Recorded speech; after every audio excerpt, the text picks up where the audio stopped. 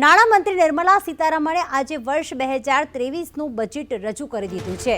બજેટમાં અલગ અલગ ફેરફાર, ક્યાંક ખાસ પેકેજની જાહેરાત, ટેક્સ સ્લેબમાં ફેરફાર કરવામાં આવ્યો છે, તો સાથે સાથે કૃષિ ક્ષેત્રે મહિલાઓ માટે અને ખાસ ઇન્ફ્રાસ્ટ્રક્ચરની મહત્વની જાહેરાત કરવામાં આવી છે। આ અંગે જેપી નડ્ડા આપી રહ્યા છે પ્રતિક્રિયા, सीधा જોઈએ।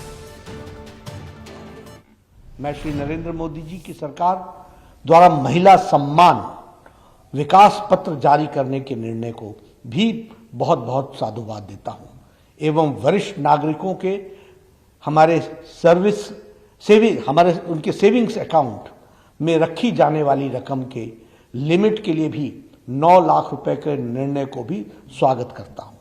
ये योजनाएं महिला सशक्तिकरण और वरिष्ठ नागरिकों के कल्याण की दिशा में मील का पत्थर सिद्ध होंगी। रेलवे के लिए 2,40,000 करोड़ रुपए का बजट दिया गया है, जो कांग्रेस की यूपीए सरकार के समय यानी 2013-14 के बजट से 9 गुना अधिक है। इस बजट में पीएम आवास योजना का बजट बढ़ाकर 69,000 करोड़ रुपए कर दिया गया है।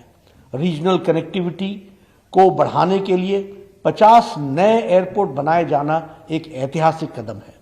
मैं पुनः अमृत काल के इस लोक कल्याणकारी बजट के लिए आदरणीय प्रधानमंत्री श्री नरेंद्र मोदी जी, माननीय वित्त मंत्री श्रीमती निर्मला सीतारमण जी एवं उनकी पूरी टीम को कोटि कोटि साधुवाद देता हूं।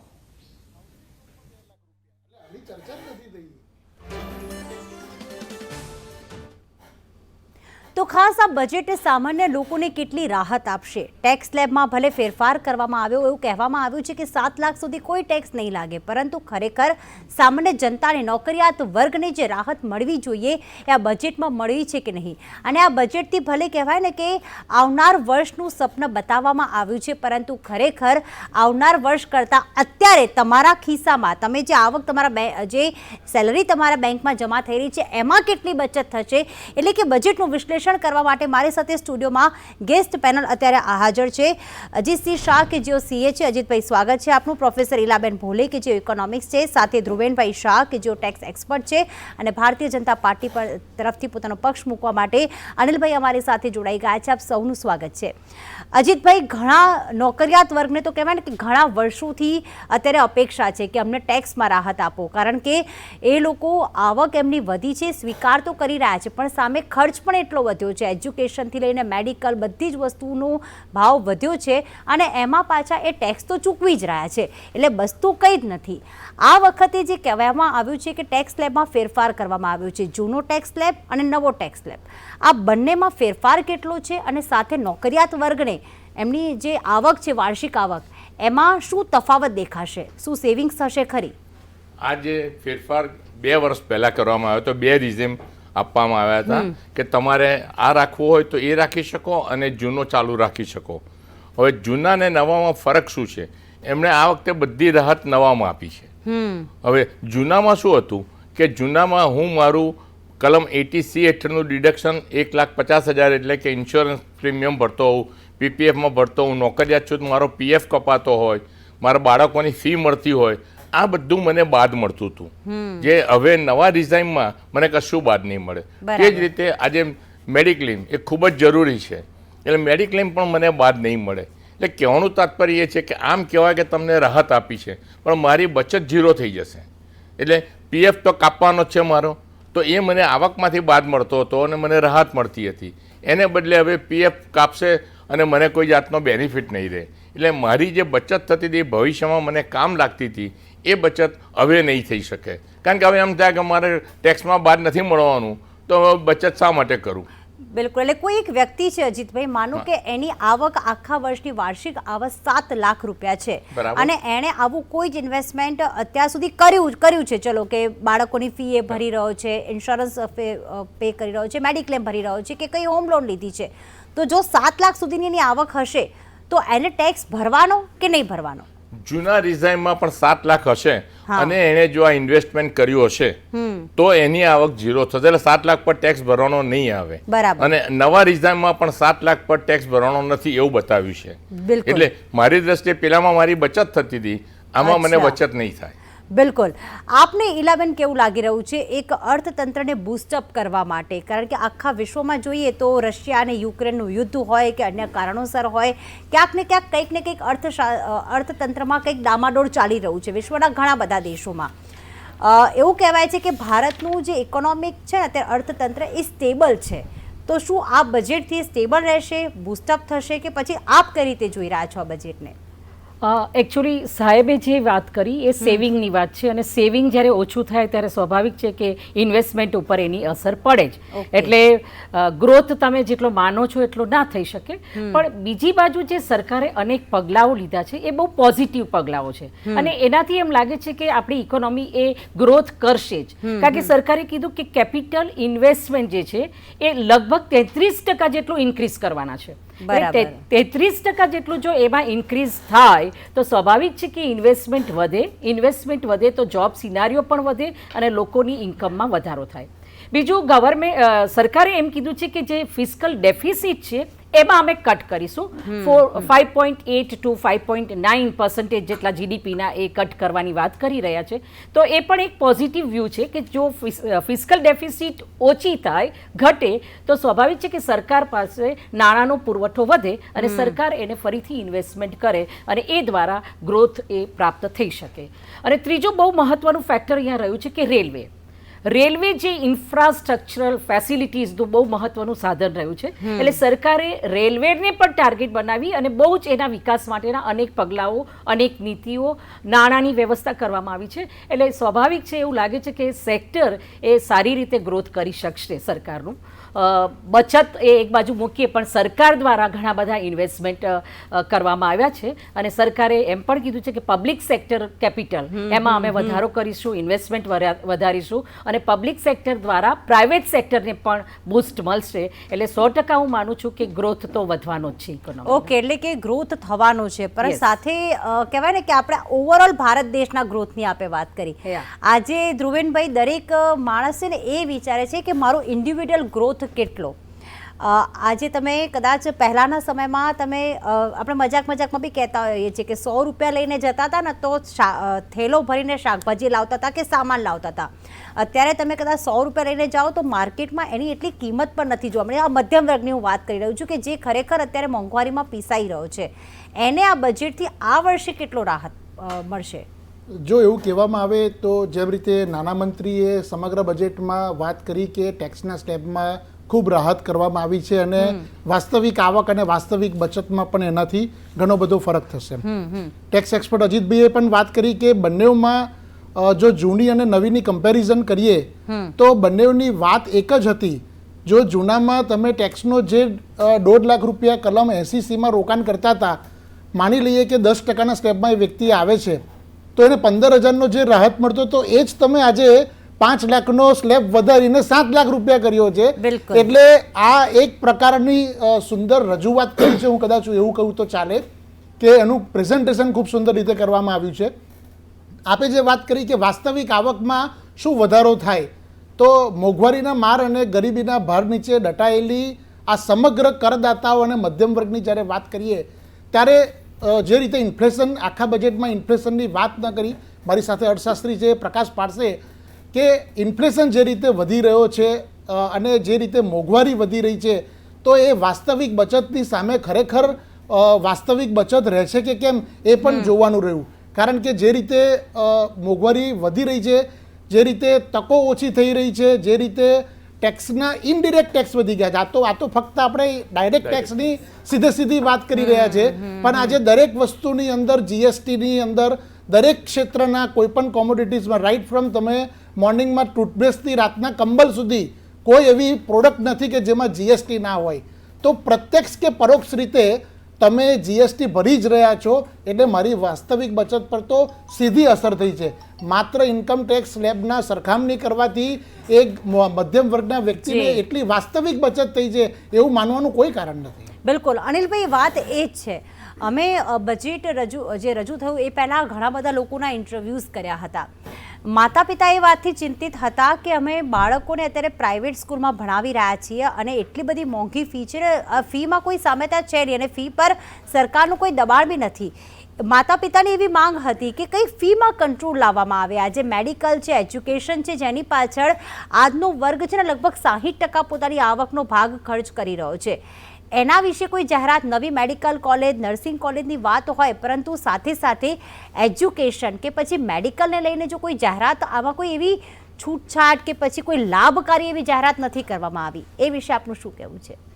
પ્રીતિ, આમાં તમે જે પ્રશ્ન પૂછ્યો એની ચર્ચા કરવા જો જઈશું તો બજેટ ઉપરની ચર્ચા નહીં થાય, કારણ કે પછી પ્રાઇવેટ એજ્યુકેશન અને સરકારી એજ્યુકેશન એની ચર્ચા ચાલશે. મને લાગે છે કે આજે બજેટ ઉપર અને ત્યારે ત્રણ ફાઇનાન્શિયલ એક્સપર્ટ છે ત્યારે સ્ટ્રીક ટુ ધ એ ચોક્કસ જે લાઈન છે એની ઉપર ચર્ચા કરીએ તો મને લાગે છે વધુ હું આપને જવાબ પણ આપી શકું. મને એવું લાગે છે કે આ બજેટની જો આજે ચર્ચા હોય તો આ બજેટ બેલેન્સ બજેટ છે. એમાં જેમ મેડમે કીધું એ પ્રમાણે ઇન્ફ્રાસ્ટ્રક્ચરમાં જે રીતે 10 લાખ કરોડનું ઇન્વેસ્ટમેન્ટ અને ગયા વખત કરતાં 33% વધારે, એ ત્રણેય લોકો કહેશે કે આખી આ વિશેષ સાયકલ છે જેના કારણે આવનારા સમયમાં જોબ ઓરિએન્ટેશન બી થશે, લોકોની પાસે આવક બી વધશે, લોકોની પાસે આવક વધવાના કારણે ખર્ચ કરવાની પોસિબિલિટી પણ વધશે. હવે વાત રહી એક, કારણ કે 2-3 થઈ ચર્ચા, હવે આ ઇન્ફ્રાસ્ટ્રક્ચરના બજેટમાં કેન્દ્ર સરકારે રાજ્ય સરકારોને સ્પેશિયલ ઇન્ફ્રાસ્ટ્રક્ચર માટે લોન આપવાનું પણ આ બજેટમાં નક્કી કર્યું છે. પ્રીતિ, 50 વર્ષ માટેના ટેન્યુઅર સાથેની ઇન્ટરેસ્ટ ફ્રી લોન એ રાજ્યો પોતાના રાજ્યમાં ઇન્ફ્રાસ્ટ્રક્ચર ડેવલપ કરવા માંગતા હોય તો એમાં પણ દેશના જુદા જુદા રાજ્યોને એક તક આપી છે અને એ રાજ્યોએ પણ બધા રાજ્યોએ આ તક ઉપાડવી જોઈએ, કારણ કે આ ઇન્ટરેસ્ટ ફ્રી લોન છે.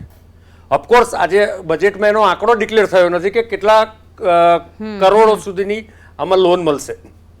ત્રીજું, જે ટાયર 2 અને ટાયર 3 સિટી છે ત્યાં પણ ઇન્ફ્રાસ્ટ્રક્ચરના જુદા જુદા કામો માટે, ખાસ કરીને ડ્રેનેજ, આ તે બધા માટે બીજું 10,000 કરોડ રૂપિયાનું ફંડ આપવામાં આવ્યું છે.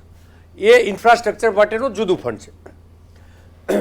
ત્રીજું, જે રીતે 100 જુદી જુદા એક્સપ્લોર કર્યા છે પ્લેસીસ કે જેમાં પ્લોટ, ટ્રાન્સપોર્ટ, આ તે જુદું જુદું ડેવલપમેન્ટ થાય, તો આ ઇન્ફ્રાસ્ટ્રક્ચર માટે પણ સરકારે ફંડ ફાળવ્યું છે.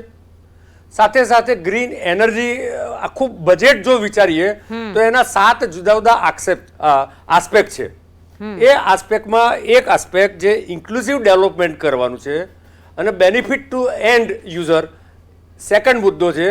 એ જ રીતે ગ્રીન બજેટ પણ આને કહેવાય અને ફાઇનાન્શિયલ સેક્ટરને બૂસ્ટ કરતું પણ બજેટ કહેવાય અને રિયલ એસ્ટેટના દ્વારા ઇન્ફ્રાસ્ટ્રક્ચરનો ગ્રોથ થાય એના માટેના પણ પ્રોવિઝન છે. કુલ મળીને દેશમાં આજે પોસ્ટ કોવિડ અને પોસ્ટ યુક્રેન રશિયા યુદ્ધ પછીની જે જરૂરિયાત છે એ જરૂરિયાતમાં ત્રણેય મિત્રો સંમત થશે કે સરકારનું કેપેક્સ જેટલું વધારે હશે એટલું ઇન્ડસ્ટ્રીઝની શક્યતાઓ વધશે, MSMEs માટેની પણ છૂટછાટ છે, તો કુલ મળીને પ્રોડક્શન વધશે તો જોબ વધશે. આ એક તરફ એક આ એટલે કે એક દૂરનું એક આયોજન છે, પ્લાનિંગ કહેવાય. એ ચાલુ વર્ષે હું તમને કહું, ગઈ વખતે PM ગતિ શક્તિ યોજના માટેનું જે ઇન્ફ્રાસ્ટ્રક્ચર ડેવલપમેન્ટનું કામ ચાલુ થયું છે, આપણે આખા દેશમાં ક્યાંય પણ ફરવા જઈએ તો આપણે જોઈએ છે. તો આ કન્ટિન્યુઅસ, આ એક બજેટ ક્યારે નાના નાના એક વર્ષ માટેનું ન હોય, બજેટ હંમેશા દીર્ઘ દ્રષ્ટિ માટેનું હોય. નાણામંત્રી નિર્મલા સીતારમણે આજે બજેટ રજૂ કર્યું અને ક્યાંક કહેવાય કે આગામી સમયમાં સરકારના કયા કયા આયોજનો છે, ઇન્ફ્રાસ્ટ્રક્ચર, મેન્યુફેક્ચરિંગ અને સાથે સાથે નવા સ્ટાર્ટઅપ્સ માટે કયા આયોજન છે ત્યાં બજેટમાં રજૂ કરવામાં આવ્યું. નવા ટેક્સ માળખામાં 5 સ્લેબ બનાવવામાં આવ્યા છે, જે પહેલાં 6 હતા અને ટેક્સ સ્લેબમાં જે ટેક્સ પેયર છે એને ખાસ પસંદગી કરવાની રહેશે કે તે જૂના ટેક્સ સ્લેબમાં લેવા માંગે છે કે પછી નવા ટેક્સ સ્લેબનો લાભ લેવા માંગે છે. જો તે નવા ટેક્સ સ્લેબનો લાભ લે છે આ વર્ષે, તો પછી આગામી સમયમાં એ ટેક્સ સ્લેબમાં તેણે કર ભરવો પડશે. અને સાથે જ પર્સનલ ઇન્કમ ટેક્સમાં 5 મોટા જે છે એ ખાસ બદલાવ પણ કરવામાં આવ્યા છે. બજેટને લઈને આપણે ચર્ચા પણ કરી રહ્યા છીએ અને શું સસ્તું થયું, શું મોંઘું થયું એ અમે ગ્રાફિક્સના માધ્યમથી આપણે બતાવી રહ્યા છીએ. આપને જણાવી દઈએ કે 3 થી 6 લાખની જે આવક છે તેના પર હવે 5% ટેક્સ ભરવો પડશે, જે પહેલાં 6 સ્લેબ હતા, હવે 5 સ્લેબ કરી દેવામાં આવ્યા છે, જ્યારે 6 થી 9 લાખની આવક જે છે તેમાં 10%, 9 થી 12 લાખની આવક પર 15% ટેક્સ આપવામાં આવ્યું છે, જ્યારે કે 12 થી 15 લાખની જો આવક હશે ત્યારે 20% ટેક્સ જે છે એ વાર્ષિક ભરવો પડશે, તો સાથે 15 લાખની ઉપરનાને 30% ટેક્સ ભરવો પડશે. નવા ટેક્સ સ્લેબમાં 7 લાખ સુધીની છૂટ આપી દેવામાં આવી છે. 7 લાખ સુધીની આવક પર કોઈ ટેક્સ નહીં લાગે.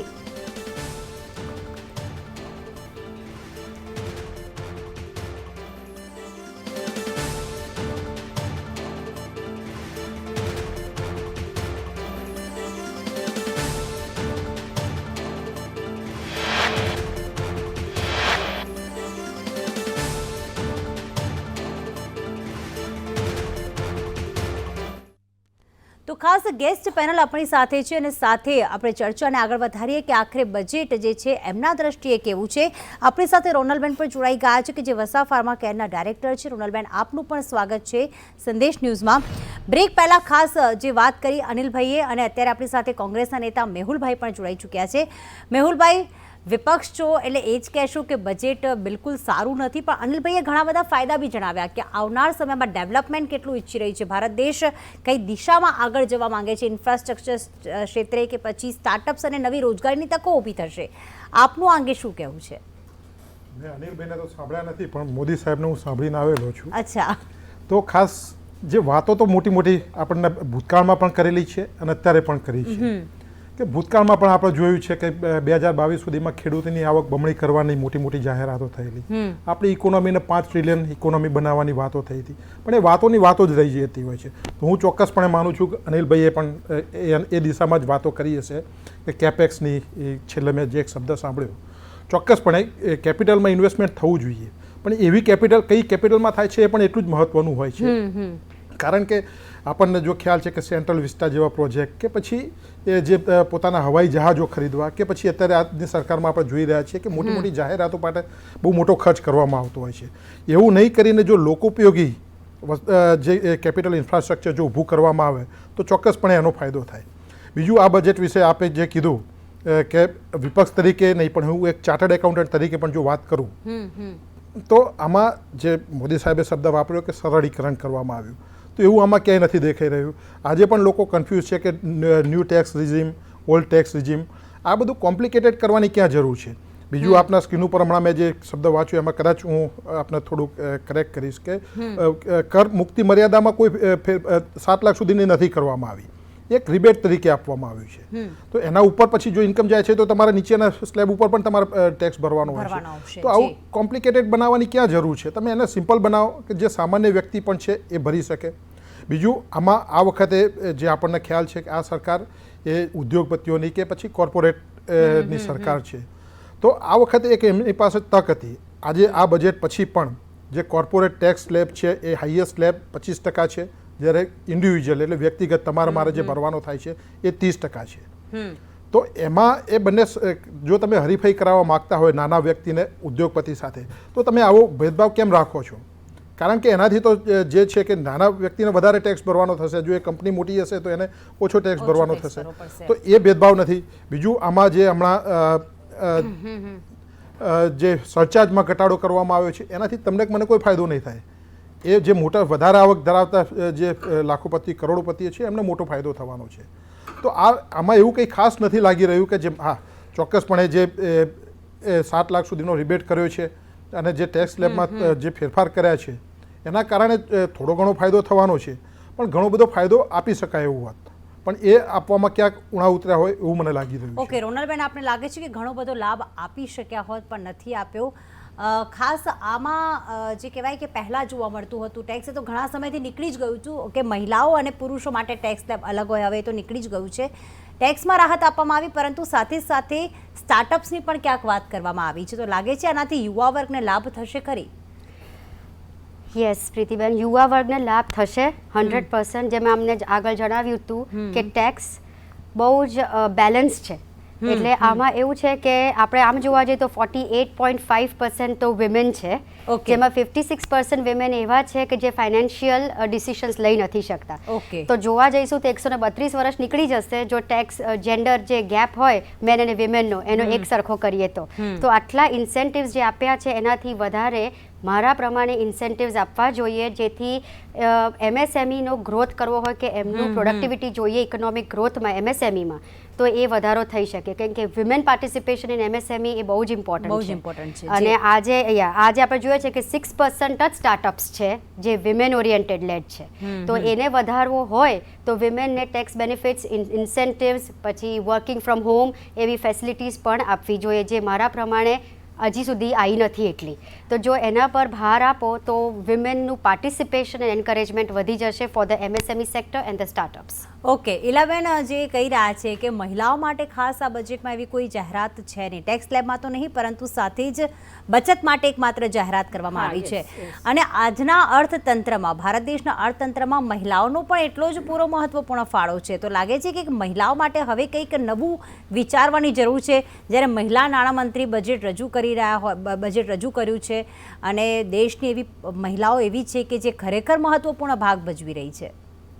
Bing A professor of economics 3-4 વર્ષથી એવી રાહ જોવાતી હતી કે કદાચ મહિલા જે જોબ કરે છે એના માટે ટેક્સનો સ્લેબ કંઈક જુદો કરશે મેડમ, પણ મેડમે એવી કોઈ રાહત કોઈ પણ બજેટમાં આપી નથી. એટલે આ બજેટ આપણે એમ કહીએ કે ચૂંટણી લક્ષી છે, છતાં પણ એવી કોઈ રાહત એમણે સ્ત્રીઓ માટે કોઈ આપી નથી. પણ 2-3 વાત અહીંયા કરવાની રહેશે, ઉલ્લેખ રહેવાની કે SHG ગ્રુપ જે સેલ્ફ હેલ્પ ગ્રુપ જે છે વિમેનનું, એને બૂસ્ટ કરવાના કેટલાક પગલાઓ અહીંયા લીધા છે કે જેથી કરીને એન્ટરપ્રિન્યોરશિપ, સ્ત્રી સશક્તિકરણમાં વધારો થાય, એની કેટલીક વાતો અહીંયા કરેલી છે અને જેના માટે નાણાં પણ ફાઇનાન્સ મિનિસ્ટરે એમાં ફાળવેલા છે. એટલે SHG ગ્રુપને થોડુંક બૂસ્ટ મળે એવા કેટલાક પગલાઓ લીધા છે. બીજું બહુ મહત્વનું પગલું લીધું કે બહેનો એ સેવિંગ કરે તો 2 વર્ષ માટેના એ સેવિંગ ઉપર એમને 7.5% જેટલો ઇન્ટરેસ્ટ રેટ આપવામાં આવશે. હા, મળશે. તો એ પણ એક પોઝિટિવ થિંગ્સ છે કે જેથી કરીને બહેનો જે સેવિંગ કરે છે એ ઘરમાં જ ના રહે, એ બેંકમાં જાય અને એની ઉપર પણ એમને ઇન્ટરેસ્ટ મળે, એવી કેટલીક બાબતો એ અહીંયા જોવા મળે છે. બાકી વધારે કોઈ સ્ત્રીઓ માટેની કોઈ એવી બાબત અહીંયા જોવા મળતી નથી. બિલકુલ. અને કહેવાય ને કે અનિલભાઈ, જ્યારે મહિલા નાણામંત્રી હોય ત્યારે મહિલાઓ માટે કહેવાય ને એમની સુરક્ષા માટે કે પછી અન્ય એમને કોઈ ટેક્સમાં રાહત મળે કે પછી એ જ્યારે અત્યારે વર્કિંગ કરી રહી છે ત્યારે એમના કામકાજના કલાકોમાં કે પછી અન્ય રજાઓમાં ફેરફાર કરવામાં આવે એવું અપેક્ષિત છે ને ઘણા વર્ષોથી મહિલાઓ એવી માંગ કરી રહી છે, પણ એવી કોઈ વાત આમાં થઈ નથી. જો પ્રીતિ, આ સરકારનું જે બજેટ છે એ દેશનું બજેટ છે. નંબર 1, એ કોઈ પુરુષનું બજેટ કે મહિલાનું બજેટ નથી. આપણા ત્યાં ભૂતકાળમાં વર્ષો પહેલા મહિલાઓ માટેના ટેક્સેશનના સ્લેબ ને બધું જુદું હતું, એ તો ક્યારનું નીકળી ગયું છે. હવે જેમ મેડમે સેલ્ફ હેલ્પ ગ્રુપની વાત કરી, બીજું મહિલાઓમાં બચત વધે અને એને 7.5% વ્યાજ મળે, એટલે મહિલાઓના નામે જેમ આપણે EWS હાઉસિંગમાં અને પ્રધાનમંત્રી આવાસ યોજનામાં મકાન મહિલાઓના નામે જ આપે છે, તો એ ઇનડાયરેક્ટ સશક્તિકરણ જ છે મહિલાઓનું. કુલ મળીને સરકારની જે આખી કામગીરી છે એમાં ડાયરેક્ટ લાભ જે અશક્ત અને જે વંચિત છે એના માટે જ કેટલાક ટકા સુધી ડાયરેક્ટ લાભ હોય છે. બાકી ઇનડાયરેક્ટ વ્યવસ્થા એવી હોય છે કે જેમાં એનું આપોઆપ મહિલા હોય કે વંચિત હોય એનું સશક્તિકરણ થાય. દાખલા તરીકે પશુપાલન, મત્સ્ય ઉદ્યોગ, પ્રાકૃતિક ખેતી. તો તમે જુઓ કે આજે કૃષિ, પશુપાલન અને મત્સ્ય ઉદ્યોગમાં 50% વધારે મહિલાઓ કામ કરે છે. એગ્રીકલ્ચરમાં પણ લગભગ 40-50%. ઇકોનોમિક્સ બેન બી છે, કદાચ એ આંકડા એક્ઝેક્ટ જાણતા હશે, પણ 40-50% મહિલાઓ કામ કરે છે. જ્યારે આ સેક્ટરોને બૂસ્ટ આપ્યું છે ત્યારે સ્વાભાવિક છે કે એમાં મહિલાનું સશક્તિકરણ થવાનું, અને મહિલા સશક્તિકરણ માટે સ્કિલ ડેવલપમેન્ટ બી છે. અને એ મહિલા જે ક્ષેત્રમાં, ધારો કે બાંધકામ ઉદ્યોગ, હું પહેલા સરકારમાં ચેરમેન હતો, તો કન્સ્ટ્રક્શન ઉદ્યોગમાં 52% મહિલાઓ કામ કરે છે. ભલે કદાચ સીધું સ્કિલ્ડ કામ ના હોય, એ માટી ચકવાનું, તો એમના માટે તો અલગથી રાહત. જી, એટલે અનઓર્ગેનાઇઝ સેક્ટરમાં ભાઈ, એમાંય અનઓર્ગેનાઇઝમાં કન્સ્ટ્રક્શન સેક્ટરની વાત કરું છું પર્ટિક્યુલરલી, તો એમાં પણ સ્કિલ ડેવલપમેન્ટની સરકારની યોજનાઓ છે.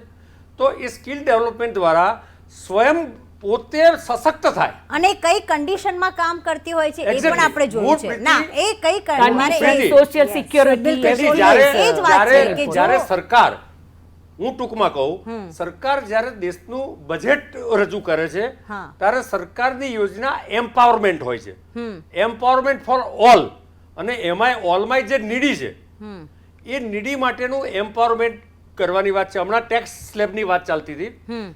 મને લાગે છે કે જૂની રેજીમ અને નવી રેજીમ એમાં આજના જમાનાના યુવાનો, ખાસ કરીને જે 35, 40, બિલકુલ, 45 વર્ષ બિલકુલ, સુધીના છે, એના પરસેપ્શન જુદા જી, છે. જી. કેટલાક લોકો ઇન્વેસ્ટમેન્ટમાં માને છે, કેટલાક લોકો ખર્ચ કરવામાં માને માને છે. છે. વેસ્ટર્ન કન્ટ્રીઝની અસરો છે, તો એમાં લોન લેવી, હાઉસિંગની લોન લેવી, બિલકુલ, બિલકુલ. સ્કૂટરની લોન લેવી. આમાં સરકારે બિલકુલ. સર્વગ્રાહી બધા સબ્જેક્ટ વિચારવાના હોય છે.